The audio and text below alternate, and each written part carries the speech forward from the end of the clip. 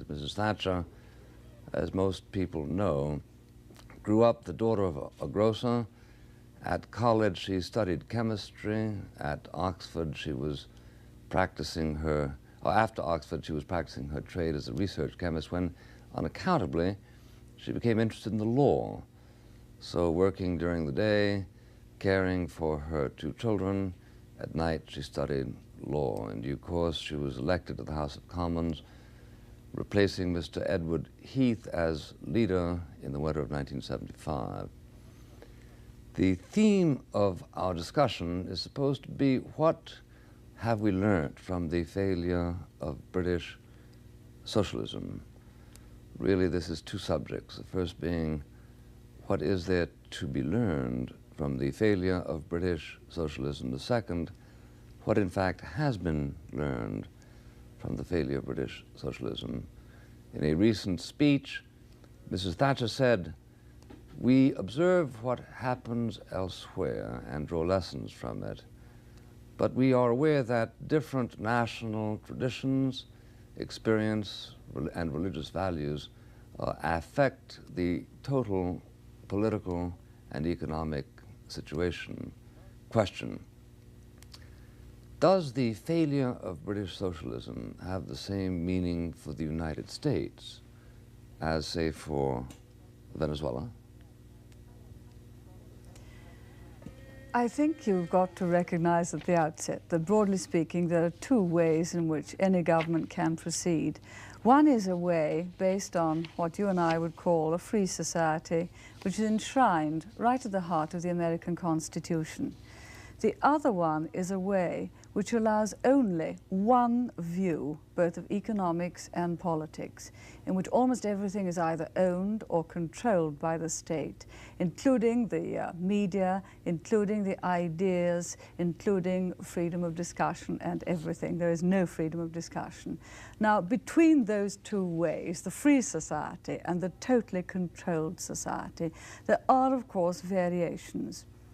I think what we've learned in Britain is that we've gradually, over the last certainly 12 or 13 years, with perhaps a little interruption, gone slowly further and further away from the free society towards something else. At the same time, we've found, I don't find it strange, but some other people do, that we have stopped creating wealth. We've had a large number of increasing restrictions. And you've been finding two things. First, that we are more and more concentrating on redistributing the wealth we've got, rather than creating any more. To create more, you need a slightly freer society, and you need an incentive society. Naturally, when I see that happening, I look with very great alarm to societies which have gone even further left. That is, they've tried to redistribute even more and haven't had the incentives for people working hard on their own account, doing well for their families, and often then being able to create jobs for others. They've produced a much more prosperous society than we have. But by and large, you've got the two broad, different economic and political approaches. Well, I'm as usual, interested in what you say, but I would like you to focus, if you will, on what is essentially a problem in epistemology. How do people learn? Now, for instance, the Prime Minister, Mr. Callahan, oh, by the way, since we're here rather than in New York, I take it you feel a little bit freer to discuss the names of your colleagues, right, and criticize We'll them. do our best. Okay. Now, Mr. I know Callahan, when I'm in New York, I don't like criticizing our leading members of government. I will criticize policies. Let me digress there for just a moment. A while ago, the Archduke Otto von Habsburg told me that the tradition inside Europe had collapsed about staying away from each other's political affairs. He gave as evidence the fact that he had campaigned along with several Austrians for the German Christian Democrats in the last German elections, and that a whole delegation of people from the Labour Party had come in from Great Britain loudly advocating the election to Germans of the socialists. Is that a new development? Well, no, not quite. You see, there's always been a movement for international socialism, always, and the socialist parties have always had contact with other socialist parties, and of course, as you know, the communist parties have had contacts the world over, and we say that socialism is a way on the road to communism. So we've had an international socialism. But they usually use indigenous people to do their work. Well, they no. usually don't send Englishmen to Germany to tell the Germans we, how to for vote. example, have in the Labour Party here, to which I don't belong, as you know, but I've seen leading politicians from other countries come to the Labour Party conference here. Now, on the whole, we who belong to the other side have never had that alliance with other like-minded parties throughout the world. Incidentally, in Europe, we're trying now to get it. Just for that very reason. We say socialism tends to stand together throughout the world. We must have what I call the freer way of life, likewise standing together. Otherwise, we're in danger of becoming one-party states, one party only in power. So I am also doing that. I went to the Christian Democrat Party conference in Hanover before the German elections to talk to them about how we were feeling and the things we had in common. So we are getting together just in the same way as Socialist International's getting together. Do you have to observe rather careful protocols when you do that? Not to mention the local good party. No, let me put it against this the local way. bad party. If, when I'm anywhere in the world, I am questioned, for example, if there's been a run on sterling and I've been questioned when I've got off the aeroplane about it, then I have said, look, there's a tradition in our country that the leader of the opposition never comments on sterling while overseas. Especially after an airplane flight, because God knows what's happened during the interval, right? Yes. Well, but you tend not to do anything which could damage the standing of sterling the world over. Sure. But the other thing is interesting, I agree, it is interesting that like-minded parties are going across the world to say there are certain things we have in common. I believe you won't keep political freedom unless you also have economic freedom, which means that you must have a large part of free enterprise in your whole economy. If socialism is restricting that, then they're restricting freedom at the same time. Right, but would you feel free to make the obvious linkages? I mean, would you feel... Well, you just try, and I'll do my best. No, but I mean, would you feel free, for instance, to campaign in Germany for the Conservative candidate in a national election? You've raised another point, either wittingly or unwittingly. The word conservative has a different meaning throughout the world, as you know. All right, the libertarian candidate then. The libertarian candidate. Would I go across personally and campaign? No, but we are going to their party conferences, which you might say is a similar kind of thing. The party conference before the election campaign I did go to and spoke at. Right. And they had a European morning in which all of the libertarian parties from the European countries went to Hanover in Germany that morning. I spoke on behalf of the libertarian parties in Britain, Mr. Tindemans from Belgium, and there was one representative from each and every European country speaking for the libertarian parties to that party conference in Germany. I see. So the situation is permitting things that were excluded as recently as 5 years ago. It is. It Okay. is. Now, to get back to this question of how people learn, in a recent, and if I may say so, very moving talk that you gave on Ian MacLeod, you quoted the Prime Minister of Great Britain, Mr. Callaghan, who said in 1960, "I have not the slightest doubt that the economic measures and the socialist measures which one will find in the countries of Eastern Europe will become increasingly powerful against the uncoordinated, planless society in which the West is living at present." Now, we assume that since 1960, Mr. Callaghan has learned something, right? It would be impossible not to, I trust. Oh, no. I know lots of people who haven't learned anything since 1960. I hope they never come on your program. Well, I wish some of them would. I don't think Mr. Brezhnev has learned a great deal since 1960. But then, you see, they have no free play of ideas in that society. That's one of the points that I started with. Well, no, Unless Brezhnev you is have allowed freedom. to read. He has a secret library in which he can read the Reader's Digest. Yes, indeed. But unless you have freedom of discussion, over a whole society, you soon cease to have any new ideas. Don't you find that new ideas develop when you can talk about them with other people?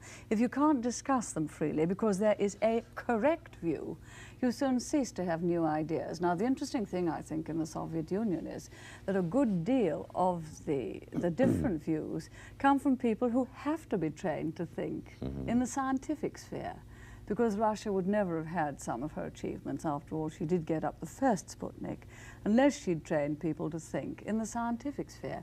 Now, you can't train them to think in maths and science without having the power for thought and thinking new ideas spilling over. And it's interesting to me, you see, that a lot of your people who've been thinking new political thoughts unwelcome to the regime have often been those who've come from the scientific sphere. I think that's true. But if we were sitting here alongside, say, Milton Friedman and well, I wish we were, but one day we the might. late von Mises and Hayek, I think we could say to them, granted, much has happened since 1960, but not that which would have proved uniquely emancipating to Mr. Callahan. He should, by 1960, have known that the economics of Bulgaria and East Germany and Poland were not going to do much for the working man in Great Britain. But the fact of the matter is he has learned something. Now, my question to you is, can you assume that what Mr. Callahan has learned, given the fact that he is rather slow to learn, is something that he has learned at a greater speed than the electorate of Great Britain, or at a slower speed? Have the voters of Great Britain learned faster than he has, or are they dependent on the progress of his own thought? I'm talking about his special constituency. Oh dear, that's a very, very complicated question. That's why I asked it, yeah. Yeah, you have a way of finding the difficult ones. I think he has a difficulty which I don't have. He has fundamentally a split party. I referred to that quotation in 1960. I went into the House of Commons in 1959, so I've been there 18 years. In 1959, you could count the number of extreme left-wingers in the Labour Party, certainly on two hands. There were perhaps 7 or 8 of them. We knew who they were. We all rather thought that this was just an example of the eccentricity of British politics, that it allowed that kind of thing. The so-called Tribune group. Yes, yes, and in a way was rather proud that this thing happened. Now, after the last election, there are more than 80 of them. So you see, you've gone from a situation in which you had a very few left-wingers in the Labour Party to one in which you've had over 80. But now, doesn't that argue against No, one thesis? moment. I haven't even developed the thesis yet. He, therefore, has a totally split party behind him, and he relies on those 80 Tribune groupers, and they can always collect a few more, because there are some very near their views in the Labour Party, to see his policies through. Now, you know, you've travelled the world as I have. The one thing about left-wing politicians is they're always fanatical. They never let go. It's their religion. They go on and on. And although they are a minority of the Labour Party, about 80 to 100 out of some 300, they tend to dominate them in view. They tend to get their views through the Labour Party conference. And so whatever Mr. Callahan himself and some of the other democratic socialists who don't hold extremely left-wing views, but much more moderate ones. The fact is that the left-wing section of the Labour Party is gathering control and is always relentless in the pursuit of what it believes, and its objective is not to make capitalism in Britain flourishing and prosperous for the people, but to replace it with a totally socialist system. Now, ironically, and this is the end part of the argument I will put, it's the left wing that I think has led the policies of the Labour Party, and your Social Democrats have not really argued with them, although they've been in the majority. They've not been in the ascendancy. Indeed, one after another, they're leaving them. Look, Roy Jenkins, David Marquand, Mr. Walden from Ladywood, or Brown Walden, excellent real social democrats, in many ways differing very little from what quite a lot of my party believes.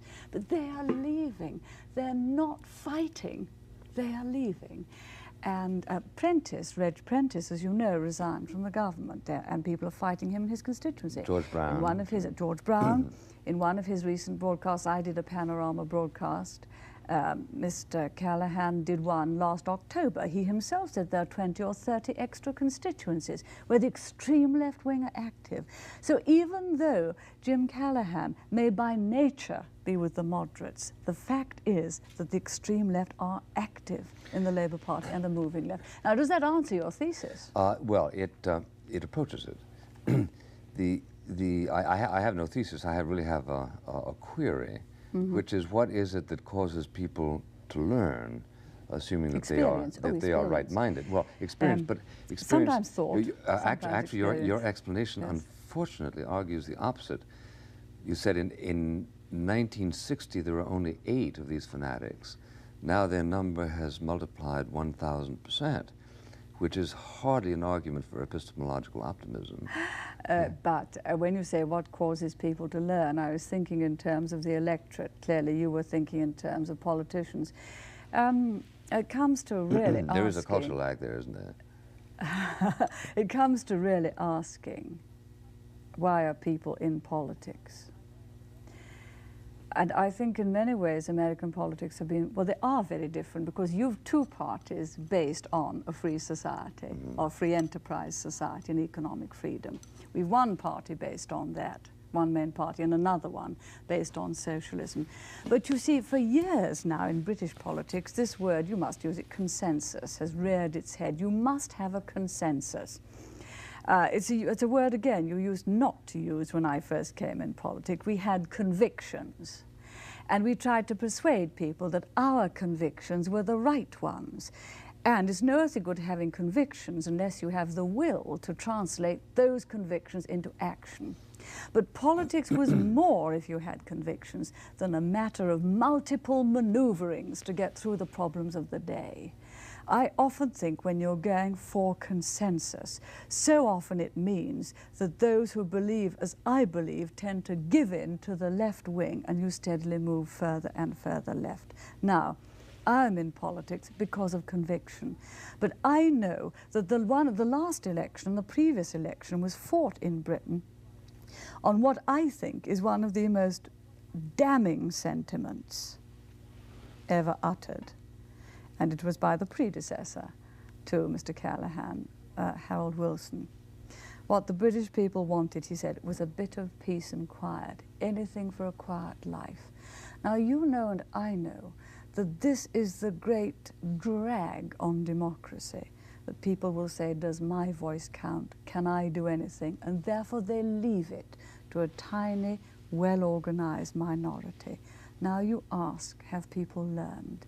Yes, they are learning that if you do leave it to that tiny, well-organized minority, unpleasant things happen. Unpleasant things happen, and you then recoil from that. In part, you expect your politicians to do something about it. The question is whether the people themselves will back up the politicians. I understand that one time you are perhaps interviewing Mr. Buckley. I was very impressed with one of his speeches, which I think he made in the United States. I picked it up here because I thought it put it marvelously. Way back in Russia, where they had no freedom at all, and 1 or 2 like him were determined to fight for it, whatever it cost. The view he took was not, does my voice count? The view he took was, if not me, who? If not now, when? Now, that's the view that I want each Democrat, and I use it in the ordinary sense of a believer in democracy, to take in Britain. And I think that is correct. It is an ethical imperative of sorts, but it doesn't quite answer the question, what is it that ultimately transforms experience into guidance? I give you a recent example. It's conviction and determination. Well, it's also, surely it's a hierarchy of values, isn't it? Because if by experience you find that you lose a certain amount of liberty in return for a precarious security, yes, you decide what matters and you don't to mind, then you don't. Yeah, you call it a learn, do you? hierarchy of values. I say what matters to you. And if I lose liberty, then it takes away the basic reason for living. So what is if you're the sort of person who doesn't mind about having any liberty, provided you've got a house and food coming to you and you will do what you're told to do, then perhaps you won't mind. I suppose it's the difference between being born free and living life like an animal at the zoo in a cage. Yeah. All right. Some animals do live lives in cages. But I mean, for me, freedom is part of life. It's all. Well, I only use that as an example to show that the difference between you can have total security without any freedom. Sure, sure. But now, I was about to some people, that would be attractive, not to me at all. I was about to give you an example of something recently written by an eminent professor of economics called George Stigler, the University of Chicago. And he said, you know, there are a few things that economists know with the force of certitude. There are a huge number of things about which we are very vain that we don't know at all. But certain things we do know. And one of them, for instance, is that minimum wages will not raise the level of income. Now, he said, any further demonstration of this is entirely supererogatory. It's just known. However, neither the Republican Party in America nor the Democratic Party would ever dare to come out in opposition to the minimum wage, because the superstition is endemic that the minimum wage actually elevates the income of poorer people. In fact, poorer people are precisely who are hurt by a minimum income. Now, in the British experience with socialism, there must be counterparts to the minimum wage. Things that, as you pointed out in that heated exchange last week, on which I congratulate you, by the way, with the Prime Minister citing all of his predictions over a period of 4 or 5 years, each one of which turned out to be wrong. Question, what is it that people learn from this experience, or is there something that prevents them from learning in the light of the depreciated value of human freedom? I think there are two things. Well, there's an awful lot in what you said, and I'll just try to remember it all. But you can learn quite a lot from experience. That's one thing. There's something after that. Have you the will and determination to do anything about it? Why should you not have? Well, I'm afraid some people don't. I mean, just the lack of the exertion or the risk? The exertion. They would prefer to take the easy way. The hard way is tough by definition. Many people would prefer to have it easier, anything for a quiet life. What the British people want is a bit of peace and quiet. Others of us know we can rise to higher and better things than that, and believe that's part of our purpose in life. So there are two things. One, you recognize what is happening. Two, are you prepared to do anything about it? Now, you make the point about minimum income. I think in societies where there are enormous differences between very great wealth and very great poverty, I would recoil from that. Recoil from what? From enormous differences between very great wealth in the presence of very great poverty. That has nothing to do with the minimum wage. Yes, but it has. One moment. What? You wait, I'm coming to that. So there is therefore something to be said for a certain amount of redistribution there by taxation, and you've done it as well as we have. This is what taxation is about. So you do a certain amount of redistribution from those. Yes, I know you're getting very irritated, but just wait one moment. From those to try to help people who are poverty-stricken to get up off the floor and raise their standard. And we would call that not a minimum wage. We would call that a basic safety net. And we would accept a moral commitment in a kind of society like yours or ours that jointly we do try to guarantee some basic standard of life, and indeed rather more than a basic standard of life. but there are certain benefits you can get from Social Security, and we both agree on that. Now, what has happened to us is that the redistribution process has gone on so much further that the standards here, say in earnings, are our lowest income earners earn about half average earnings, and our top in net take-home pay, our top income earners only earn about 4 times. So that's a comparatively narrow gap. As a matter of fact, it happens to be narrow, isn't it, in Soviet Russia. Now, once you compress the incentives from the top down and say it doesn't matter how much you earn, I'm going to take the lion's share away from you, then they say, all right, I'm no longer going to do the lion's part.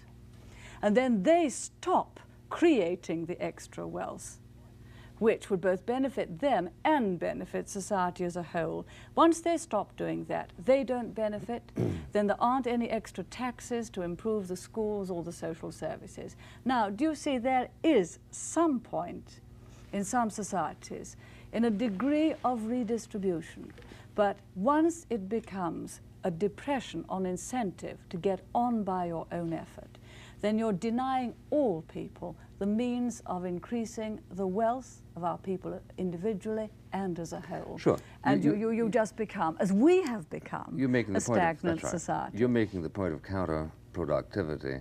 After I'm all, sure you'll have a piece of jargon for it. Well, counterproductive, I don't think that's just an Americanism, is it?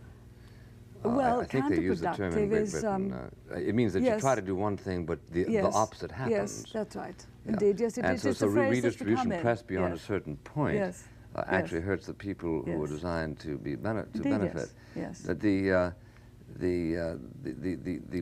point, what you have done is to you've made a pragmatic a demonstration, but it's not one that exactly touched on a slightly different point made by Professor Stigler.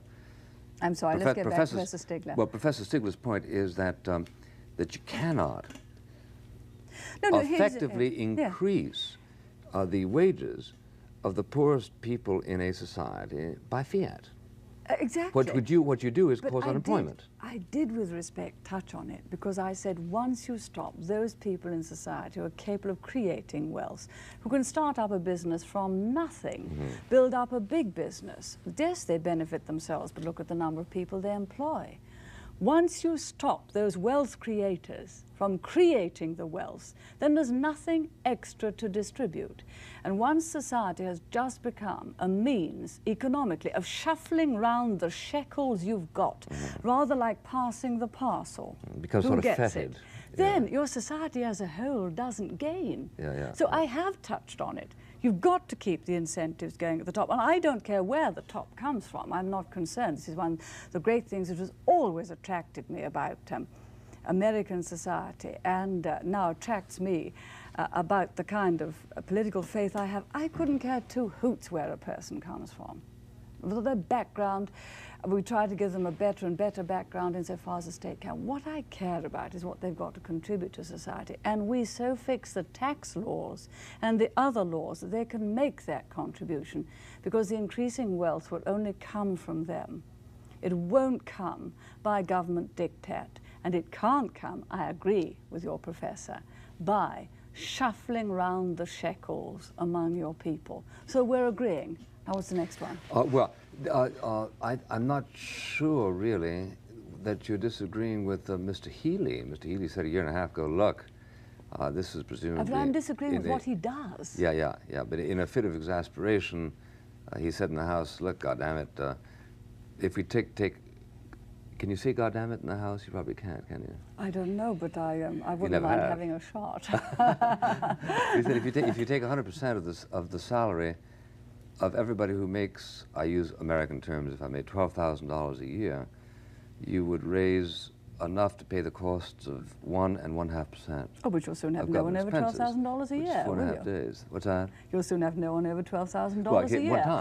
One time. The revenue next time will be nil. So it seems that he is learning from experience. But you know, from some things from what they say, they're really very good. He pointed out in 1976, I went through the quotes thoroughly before the debate, that your middle management, for example, had a really raw deal here. They haven't had any increases. to speak of, for 2 years, and they've taken all of the brunt of inflation. And he said that he had great sympathy with them, but sympathy is not enough from a chancellor. What he wanted to do was to release the tax on that group, because it's so much on that group that you depend on getting your human relations right in a factory. So there are some things which he says are very good, but never forget that group of left-wingers standing behind him. Who have sort of a guillotine. Who don't want an incentive society. They just want a redistributive one. Speaking of nefarious groups, I am told, and I wish you'd confirm or correct this, that a considerable element of the business community in Great Britain is pro-Labour, not because its sympathies are pro-Labour, but because it reasons that, above all, Great Britain needs stability, and that if you came to power, you'd be in there for a year or two, and that there would be a convulsion, and then the other people would take over. And in the course of the gyrations, it would be impossible to make any long-term strategic plans. Now, as both of us know, morality is by no means a dominant consideration in much of the capitalist class. Well, I will argue that with you. There are some people in any group who let down the morality. Can I just argue that point before we go to the other? Sure. I have been arguing, and I think I rather saw some of the speeches which I'd been making on one of your files there, that capitalism has a moral basis. The reason being that unless you have economic freedom, you will have no other freedom at all. So the whole of the capitalist society is a moral basis. The basis is that the individual is here to develop his or her talents. He cannot do that without both political freedom and economic freedom. The only kind of society under which you can do that is a capitalist society. To be free, you have to be capitalist. Every free society in the world is a capitalist society. Now, not every capitalist society is free, but a precondition of freedom is capitalism. So it has a moral basis. Now, certainly, if you have freedom to do good or freedom to do evil. So obviously, it's the essence of choice.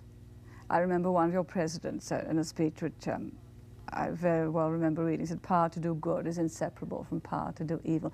That's, I'm afraid, inherent in choice. Some people use it well, some people abuse it, but it's the basis of the free society. So that's the moral part. Now, what was the other part that we were on? I'll give you, since you're collecting presidential aphorisms, Thomas Jefferson, a government can only do something for the people in proportion as it can do something to the people.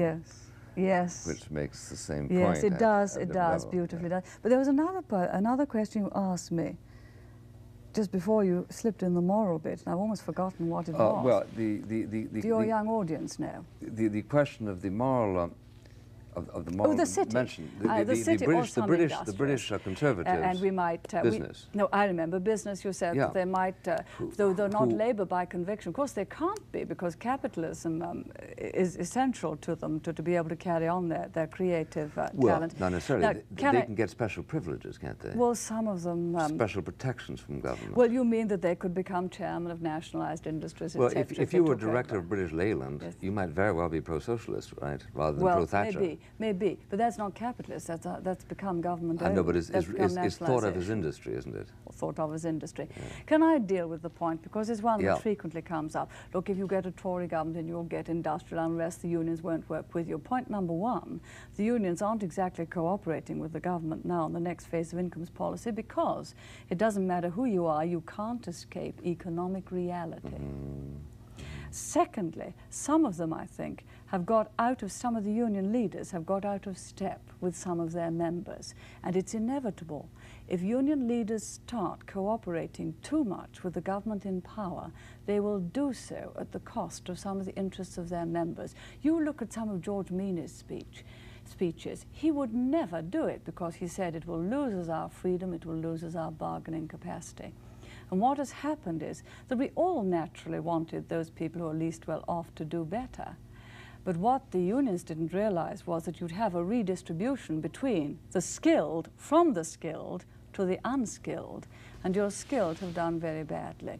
So they are now So there are massive defections there. That's right, and this is been one of the factors which has led us to win so many by-elections.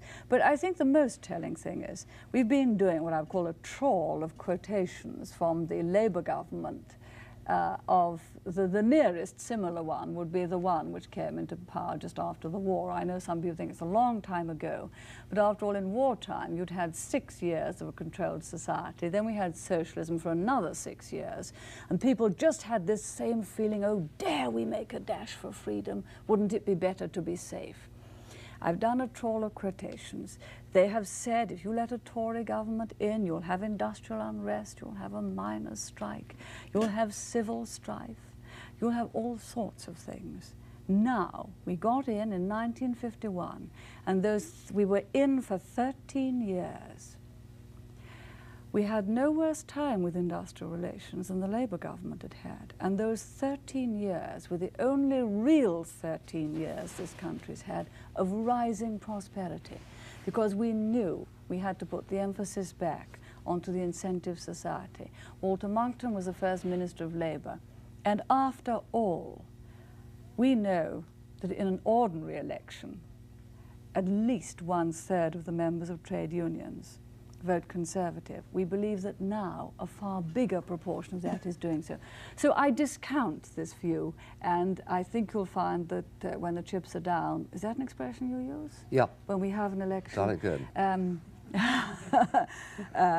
When the chips are down, they'll come along and they'll be supporting me, because the best ones can always use the greater freedom and want to, for the advantage of the people who work for them. And we also want to use it for the advantage of British society as a whole. We've a lot more to contribute to the world than we're contributing at present, you know. We really have. I can believe we're a that. lot better than our present performance. Yes. Incidentally, in a recent book on the failures of British socialism, to which, with some piquancy, your new ambassador to Washington contributed a chapter, Peter Jay, it is said, it is remarked that by one of the authors that the trouble with the Tory government is that they never dared actually set the clock back by 1 minute. His point being that the clock precisely should be set back in some respects. Now, between 1951 and 1964, by what percentage of the GNP did the public sector grow? Now, steadily, I think, during that time, from 51 to 58, the public sector as a percentage of GNP declined. From 51 to 58? 51 to 58. From 58, it started to rise again slightly.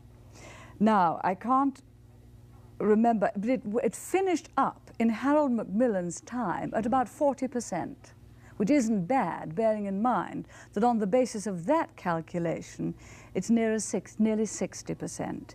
But in the times when Harold Macmillan, at the end of that period, 59 to 64, was our Prime Minister, 59 to 63, you remember he came out with a speech which became famous. The British people have never had it so good. Mm-hmm. Then he went on to say, I ask myself, can it last? Mm-hmm.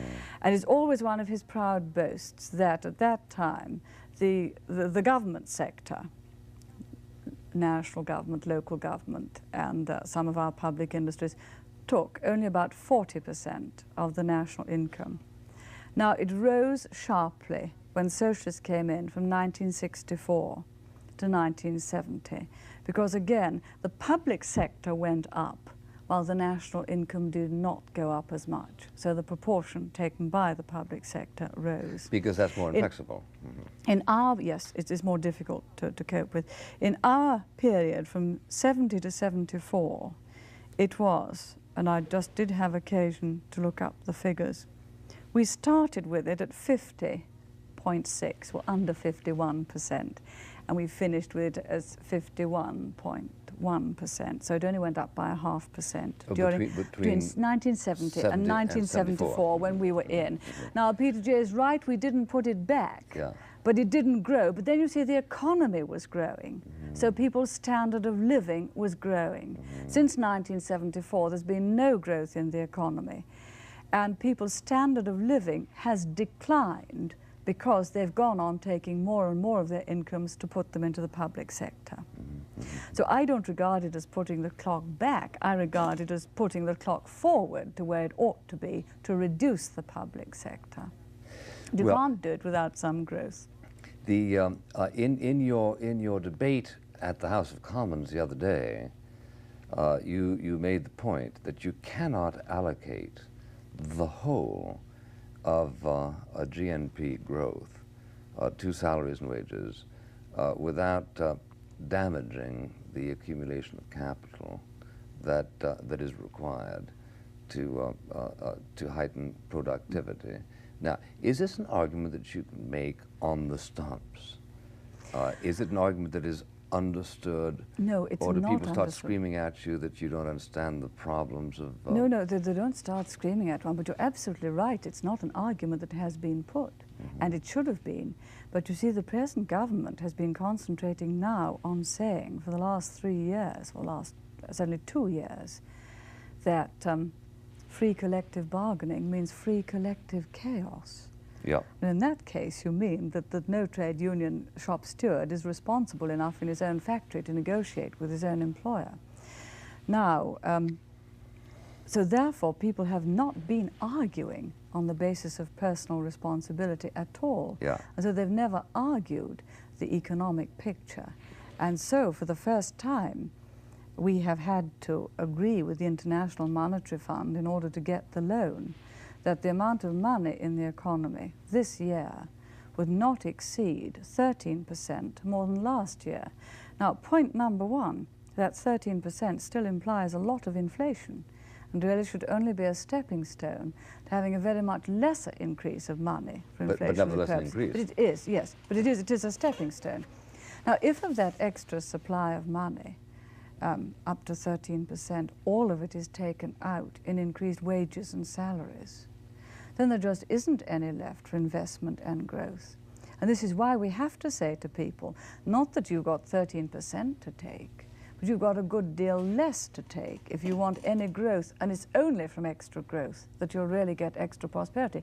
As far as I know, I'm one of the few people who's argued this publicly. The Bank of England in its bulletin has argued similarly, and I have made one speech about it. But you're right, people don't understand. What they do know, and this is why I said you learn by experience, is that although average wages have gone up, enormously in arithmetical terms, something like from about £56 to about £75, the average wages of the ordinary person over the last 3 years. It's become meaningless. Not merely become meaningless, the more they've got happens to buy them less by some £5 a week compared with 3 years ago. Now, they know that. To some extent it's been cushioned by more women going out to work, and therefore you get a higher joint income. But they know, heaven knows we all feel it, we've had 3 years of declining standard of living. And so they all desperately want more. Now, they will know that if intellectually, that if everyone has more and no one produces more, the extra money will be meaningless. But you know, you don't always think of that when your own particular group is bargaining. And anyway, if a firm itself produces more, why should its people who work for it not profit from their extra effort and activity? Well, of course they should. I saw recently an analysis done in the Daily Telegraph based on conversations with 3 managers of 3 different type firms, all of them totally frustrated by the problems of dealing with shop stewards, none of whose concerns were with productivity, all of whose concerns were with sort of the cantankerous complaints of individual workers about this, that, or the other. There was, according to one of them, a total absence of an effective sanction There isn't anything that you can do to somebody who refuses to cooperate at the margin. As he put it, it was the industrial equivalent of the pill. All kinds of licentiousness can go forward without any dark consequences. Now, here was a situation in which one recalls the arguments that only the Labour Party can deal with the problems of labour unions. And many people who voted rather reluctantly for Mr. Wilson said the Tories can't deal with these problems because they're fraternal problems. Now, do you think that that thesis has been exploded by Yes, events? I think it's been exploded. But curious enough, I think it's becoming outdated. Events have overtaken people. To some extent, his analysis had a good deal of truth in it because we have become a low-wage, low-output society. And the only way to get from that to where we want to be, which is a high-wage, high-output society, is through negotiations on the factory floor between your management and your unions there. Now, in many, many cases, it is already going on. I have a factory in my own constituency, which I went round just a few months ago. It turns out motor components. And one of the chaps came up to me and he said, when you came round before, 5 years ago, Mrs. Thatcher, I was at a machine over there. It was turning out 1,000 of these parts, something he held in his hand, a day. He said, now I've got a new machine and it's turning out 1,000 an hour. And he was as pleased as punch. Now, all of those negotiations had been done excellently between management and union, and on this basis, they turned and said to them, if we remain an old-fashioned outfit, we'll never be able to compete internationally. And if that's the sort of machinery you want in this factory, we can assure you that there'll be no factory here in 5 years. Well, politics was not involved in that decision, was it? No. They had excellent relations between management and shop floor. They took time to explain. And most ideas can be explained simply. If they can't be explained simply, it's only because the people concerned don't understand them. So they'd got their increased efficiency.